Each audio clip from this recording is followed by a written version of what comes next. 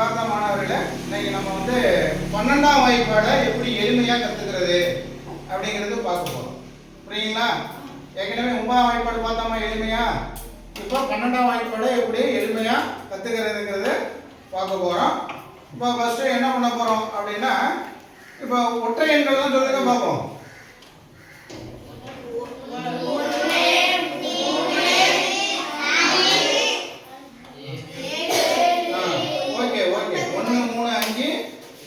அதே போல வந்து 1 ல இருந்து 10 வரையிலும் இரட்டை எண்கள் 0 2 4 ஓகே 2 4 6 8 10 இதெல்லாம் இரட்டை எண்கள். இப்போ நம்ம என்ன பண்ண போறோம் அப்படின்னா இரட்டை எண்களை தான் ஃபர்ஸ்ட் போட போறோம். இங்க பாருங்க கவனிங்க. 2 அடுத்தது இரட்டை எண் 4 அடுத்தது 6 அடுத்தது 8 அடுத்தது இப்போ 10க்கு என்ன பண்ணுவோம் அப்படின்னா 0 போட்டுட்டு இந்த 1 இங்கே வச்சுக்கணும். இந்த 1 இங்கே வச்சுக்கணும். அடுத்தது 2 ரெட்டைன்னு சொல்லுங்க. நம்ம ஏன்னா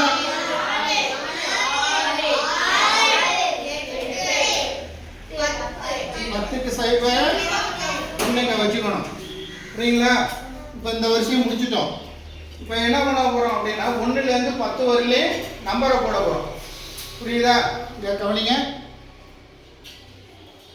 அடுத்தது 2 அடுத்தது 3 அடுத்தது 4 அடுத்தது இங்க 5 5 இங்க 5 தான் வரணும். ஆனா ஏற்கனவே 1 இங்க இருக்காடா. அப்ப 5 1 6 அடுத்தது 6 அடுத்தது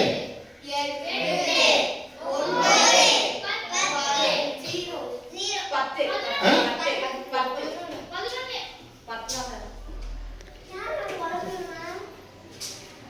அடுத்தது சொல்லு 10 10 அடுத்தது என்னது? அடுத்தது என்னது? இதுல 11 வரணுமா? 11 வரும்.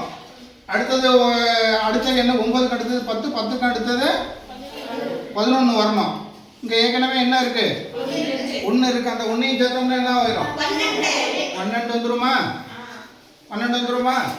இப்போ பாருங்க.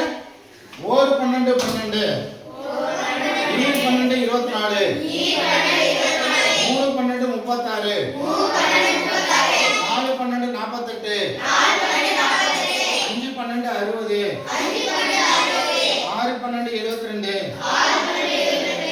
7 12 84 8 12 96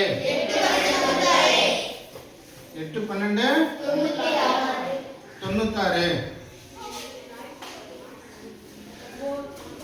7 12 7 12